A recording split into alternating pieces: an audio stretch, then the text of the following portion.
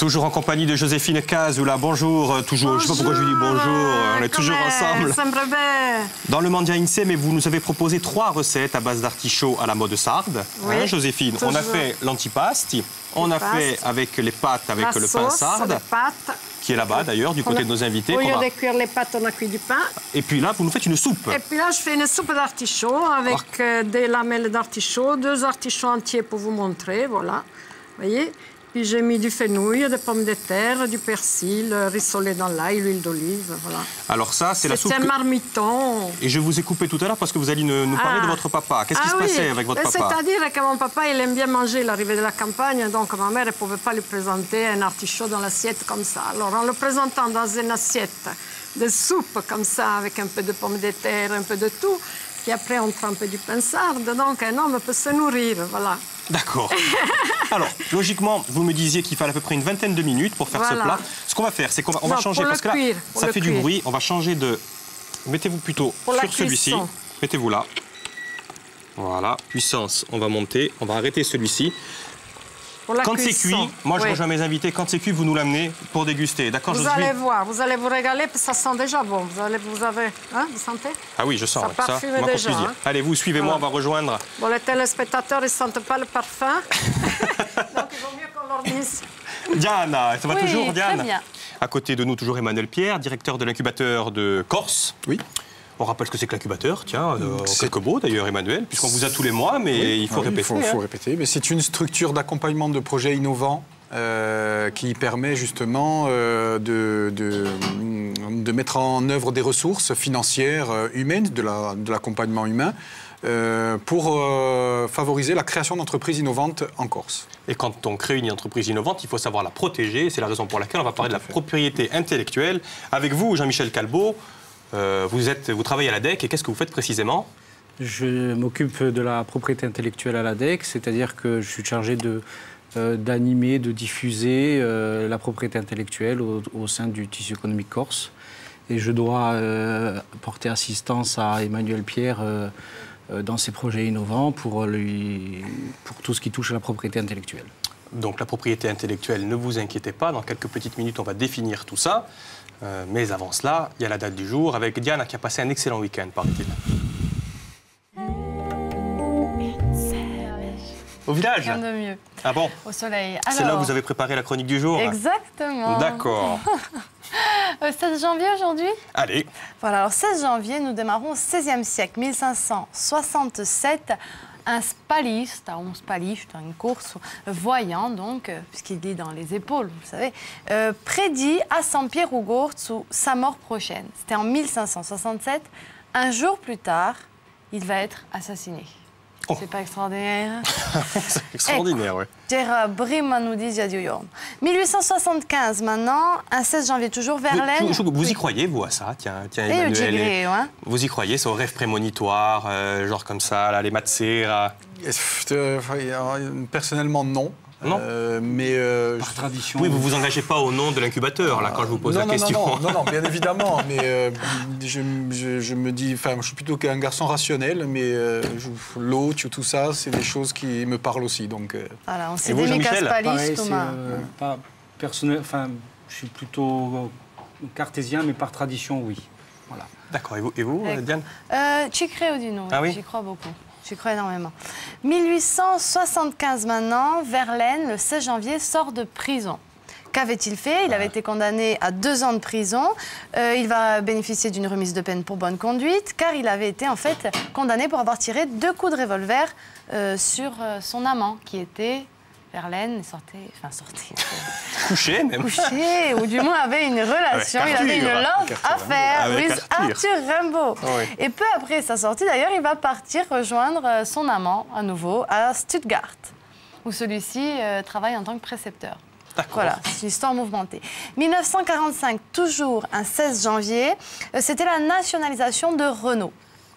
car après la guerre, la société anonyme des usines Renault Frères à Billancourt est dissoute car elle aurait, par le Conseil national de la résistance, du moins elle a, j'aime bien la présomption d'innocence 70 ans après, elle aurait un petit peu trop collaboré. Ah bah oui.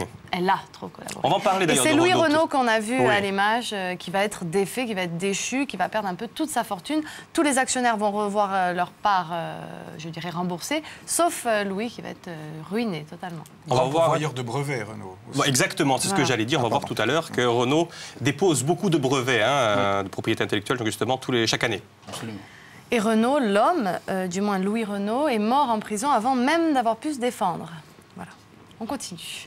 Avec 1969 et l'étudiant Jean Palach qui s'immole à Prague, on le voit à l'image, pour protester contre l'invasion de son pays par les troupes de l'URSS. Il va mourir 3 jours plus tard des suites de ses blessures. Et là, on voit le monument à Prague en souvenir de cet étudiant. Ouais.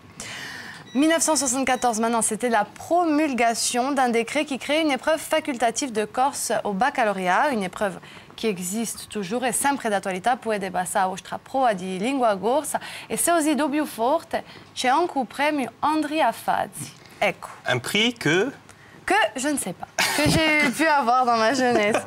Parce que j'allais vous demander, oui, Diane, elle l'a eu. Mais alors, chaque année, il y a deux étudiants qui sont, 3 même, un au collège et 2 en lycée. Qu'est-ce qu'on a quand on a ce prix, Andrea Fazzi? Eh bien, déjà, la reconnaissance après des efforts fournis déjà, et puis il y a un prix donné par...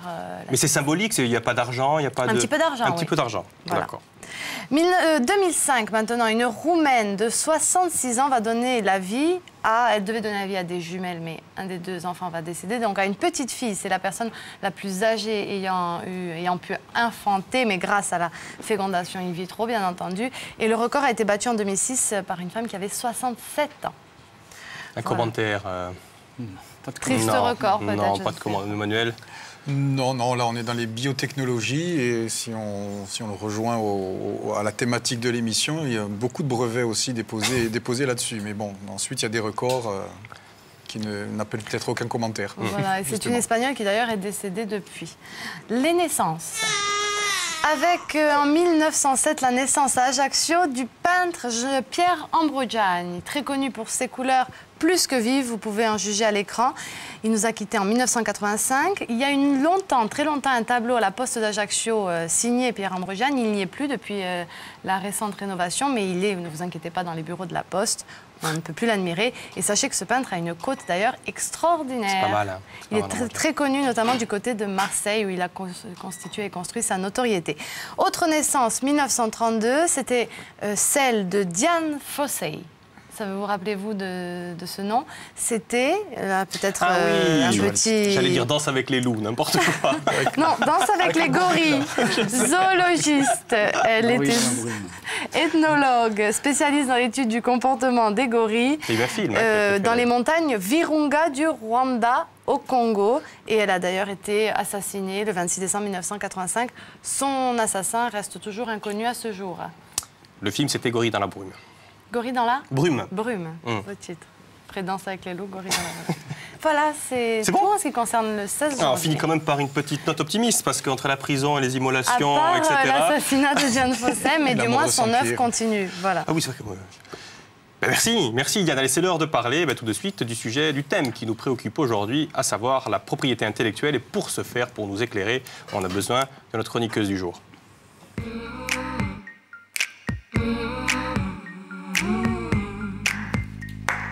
Célia, bonjour. Célia tout sourire, bonjour. Alors avant que vous parliez, Célia, on va se retourner quand même vers Joséphine, qui attend avec sa gamelle. Elle est prête, cette soupe sarde ou pas, Joséphine? Vous voulez goûter? Allez, amenez-nous un petit peu. Allez, je continue à manger les pâtes qui sont délicieuses.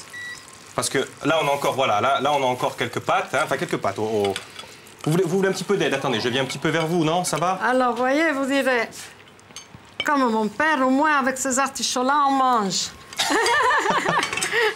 Alors, et on peut rajouter le passard. C'est-à-dire que là, c'est différent. On se sert du pain. Comme ça, d'accord. Comme ça. Des fois, on n'utilise pas la cuillère. Des fois, on utilise le pain comme une petite cuillère, comme ça, vous voyez? Super. Voilà. Joséphine, je vous fais une bise. Je vous fais une bise. Merci beaucoup. Vous me direz.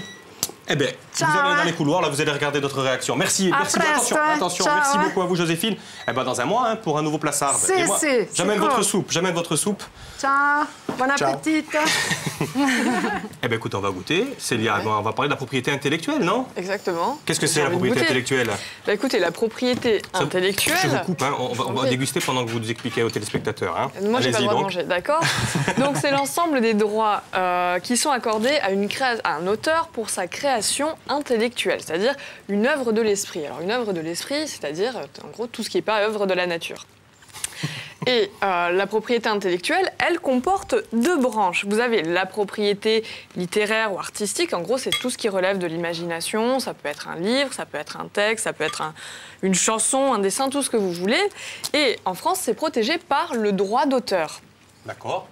Voilà. Et d'un autre côté, vous avez ce qu'on appelle la propriété industrielle. Et ça regroupe toutes les créations qui sont considérées comme étant utilitaires. Alors ça peut être un brevet d'invention, ça peut être une marque, ça peut être le nom d'un domaine ou une appellation d'origine contrôlée. Vous m'arrêtez si je dis des bêtises, puisque nous avons des experts. Ben justement, oui, nous avons des experts. Et l'ADEC, l'Agence de développement économique de la Corse, a une cellule de la propriété intellectuelle dont vous êtes le responsable. Oui. Vous servez à quoi? Je sers à diffuser la propriété intellectuelle, à la vulgariser, parce que c'est très vaste, c'est pas toujours évident, et puis surtout, il y a des réflexes qu'il faut avoir quand on parle de propriété intellectuelle, de protection de création. Si on n'a pas les bons réflexes très très tôt, ça peut être très problématique. Par exemple, une invention dont on est très fier et on en parle et on la divulgue, on ne pourra plus la breveter. Donc, ah bon? Oui, donc ça peut devenir très problématique. C'est trop tard. C'est trop tard. Parce que...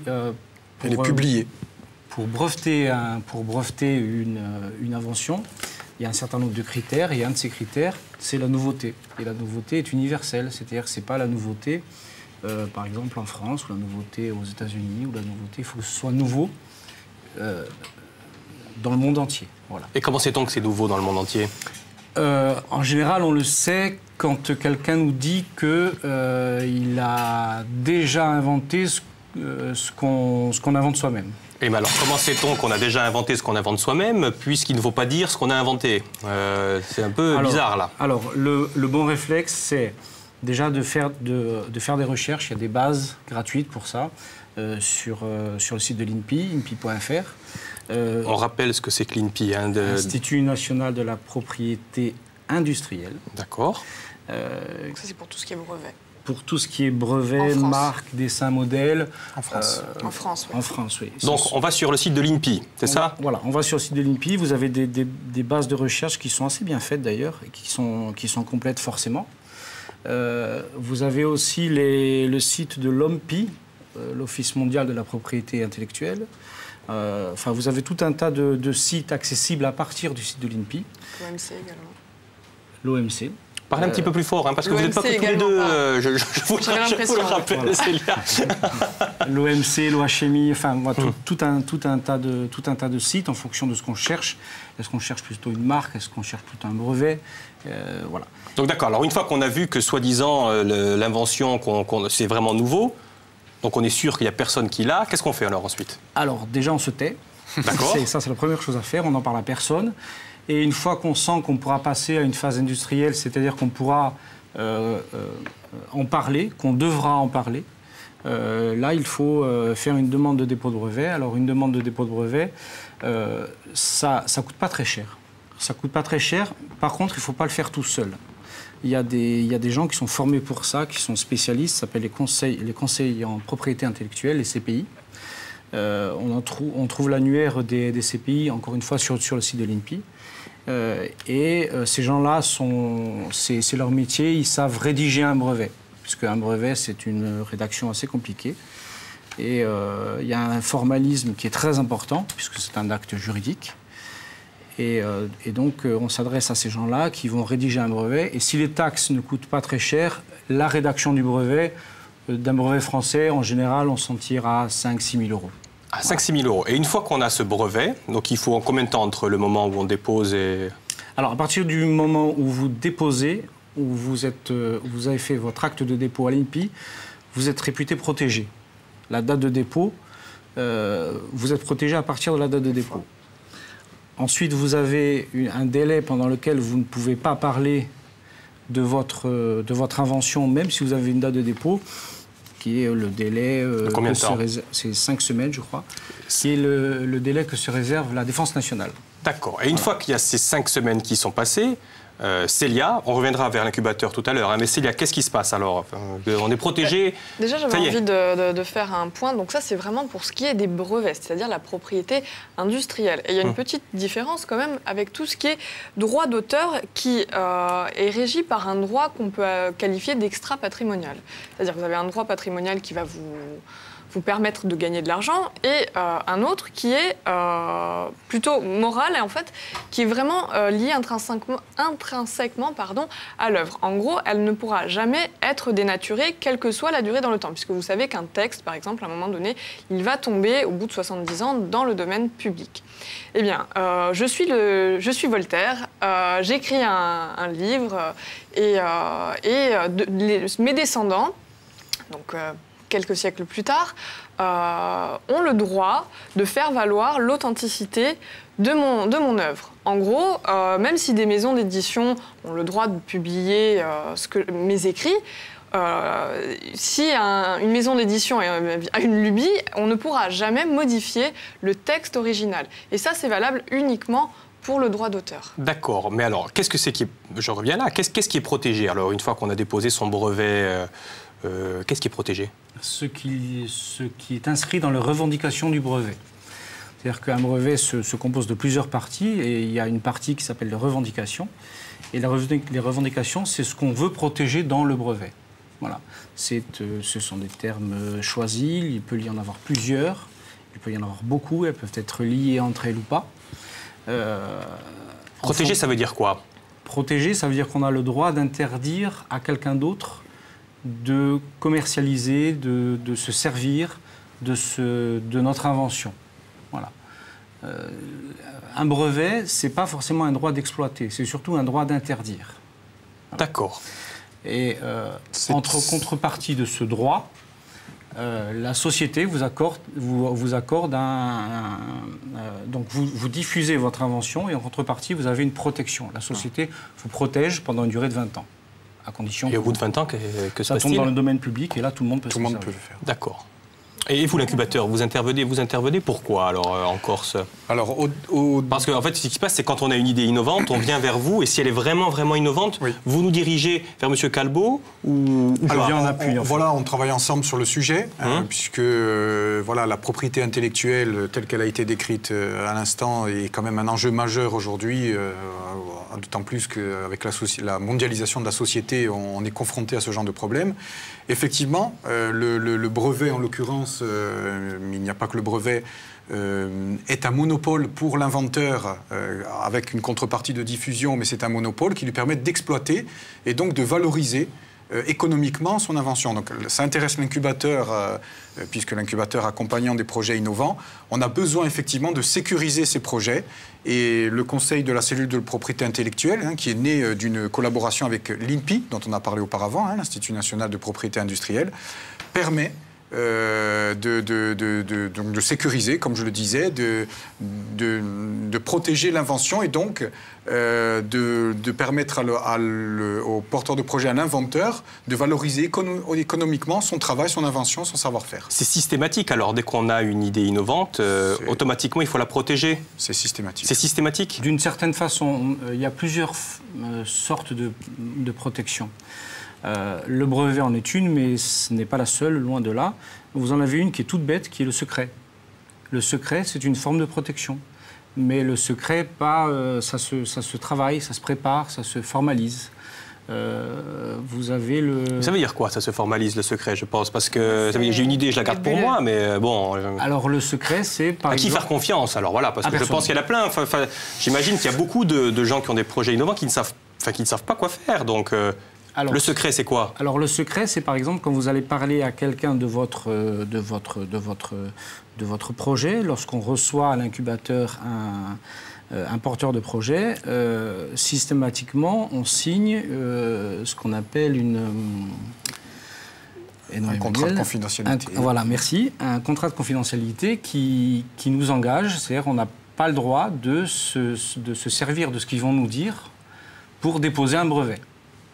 Et ainsi, le porteur de projet est sûr qu'on est contraint de garder le secret. D'accord. Voilà. Et il faut faire confiance à qui, donc? Il fallait faire à personne, mais quand même à Emmanuel, non? Oui. Alors à personne ou à Emmanuel? Non, mais on signe. Ouais. On signe. Ouais. À un moment donné, c'est-à-dire que la confiance s'appuie quand même sur un acte qui est un acte juridique, enfin, je veux dire, opposable. Il est évident qu'on dit on ne peut pas faire confiance à personne, on ne peut faire confiance à personne. Il faut effectivement être très prudent lorsqu'on a justement, lorsqu'on est dans un processus de dépôt de brevet, car il y a de nombreux exemples de plagiat. Mais ça, j'ai bien compris qu'il fallait être prudent. Mais concrètement, moi, j'ai mon idée, je viens vous voir vous, je viens vous voir M. Calbo. Qu'est-ce que je fais? L'idéal, effectivement, c'est de voir quelqu'un qui est assermenté, qui dispose effectivement des compétences. C'est Jean-Michel Calbo. Alors, d'accord. Si on vit à l'incubateur, mon réflexe immédiat, c'est d'aller voir mon voisin de l'ADEC qui s'occupe de propriété intellectuelle et d'engager le porteur de projet sur la voie de la protection afin de stabiliser cette partie-là et pour qu'il puisse se concentrer sur le développement de l'idée. Mais au départ, on essaie de sécuriser, le terme de sécurité, je pense, est le bon, et de l'aider sur la stratégie de propriété intellectuelle, parce que une invention ne débouche jamais systématiquement sur un dépôt de brevet. Ça peut être effectivement du secret. C'est très important, c'est la stratégie de propriété intellectuelle, parce que la propriété intellectuelle, en tant que telle, ne sert à rien. Si vous n'avez pas derrière une stratégie commerciale, avoir un brevet pour l'accrocher dans son salon, ça ne sert à rien. Parce que ça coûte cher en plus. Voilà. Parce que ça coûte cher et surtout si l'idée est bonne, vous allez vous faire copier. Si vous n'en servez pas, on peut vous mettre une licence d'office. Enfin, ça peut très vite devenir très compliqué. Donc, un des critères d'ailleurs de brevetabilité, c'est qu'il faut que ce soit susceptible d'application industrielle. C'est-à-dire qu'il faut qu'on puisse en faire quelque chose, il faut qu'on puisse le commercialiser. Voilà.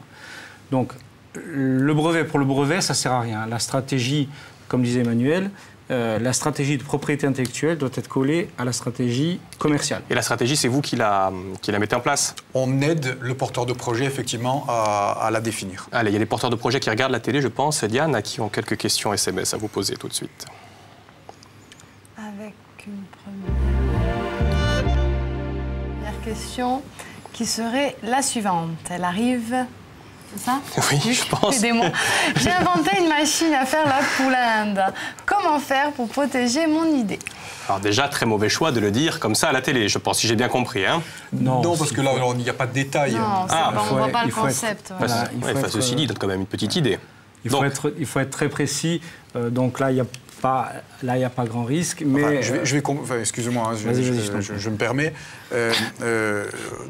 Ce qu'a dit Jean-Michel tout à l'heure est très important parce qu'il a dit il faut que l'invention fasse l'objet d'une application industrielle. Donc si c'est pour monter une société de machines à faire la poulette, pourquoi pas? Mais là, si c'est juste pour la maison, non, si c'est juste pour la maison, non. Enfin, voilà. Ça sert à rien. Mais si c'est pour en faire une vraie commercialisation, on a tous fait la poulette et on sait que c'est long, et pénible, même si à la fin c'est très bon. Si on veut vraiment déposer un brevet là-dessus, la première chose à faire, c'est de dater sa création. Ça, on ne le dit pas assez, même dans le droit d'auteur. Ce qui est important, c'est la datation de la création. Alors, il y a plein de formes. Il y a l'enveloppe solo de l'INPI, mais il y a aussi le dépôt chez les notaires. Et ensuite, il faut venir voir Emmanuel parce que ça me semble assez innovant. Et pourtant, moi j'ai envie de dire que c'est pas forcément une obligation de déposer un brevet parce qu'il y a une entreprise qui est mondialement connue et qui a brassé des milliards, que vous connaissez tous, qui est Coca-Cola et qui n'a jamais donné la recette du Coca-Cola et qui laisse libre aux autres d'essayer de reproduire la recette et pourtant personne n'a jamais réussi. C'est une façon de se protéger finalement, de ne pas déclarer à l'INPI, donc de ne pas déclarer la recette et finalement... Encore une fois, déposer un brevet, il y a une contrepartie, c'est la publication. Donc Coca-Cola, plutôt que de publier les détails sur sa recette, a préféré laisser les concurrents éventuellement les copier. Mais... c'est malin, ils sont malins chez Coca. Il y a encore une question rapidement. Je suis ingénieur au chômage, je veux déposer un brevet, mais c'est cher. Y a-t-il des aides? Alors... Toujours les questions sur les aides. Alors, et vous avez 1 minute. Hein. Très rapidement, soit le projet est susceptible de rentrer en incubation et le rôle de l'incubateur est de financer toutes ces dépenses de propriété intellectuelle, dépôt de brevet, rédaction du brevet, parce que ça coûte très cher, effectivement. Il existe éventuellement des aides individuelles, mais qui ne sont pas propres au brevet, et qui sont portés par des outils financiers abondés par la collectivité territoriale de Corse ou l'État, mais c'est un peu plus compliqué. L'idée, c'est quand même de nous contacter afin de vous orienter vers le bon organisme. Vous êtes les 2 seules personnes à qui on peut faire confiance quand on a une bonne idée, on a bien compris. Vous avez des homologues en Haute-Corse ou pas? Alors, faut pas faire confiance à ceux de la Haute-Corse. Alors, il y a une personne certifiée INPI en Corse, puisqu'elle a le certificat. Elle est ici. Elle est ici, d'accord, on a bien compris. Alors, hein. Et bien sûr, on la garde, elle est pour nous. Mais on va voir le processus d'incubation de toute façon avec vous pour voir un petit peu si on est innovant ou pas déjà. Hein. C'est un bon départ. On ne bouge pas, on se retrouve tout de suite parce qu'on a encore beaucoup de choses à dire. Vous ne bougez pas, Diane? Assorbez. Allez, à tout de suite.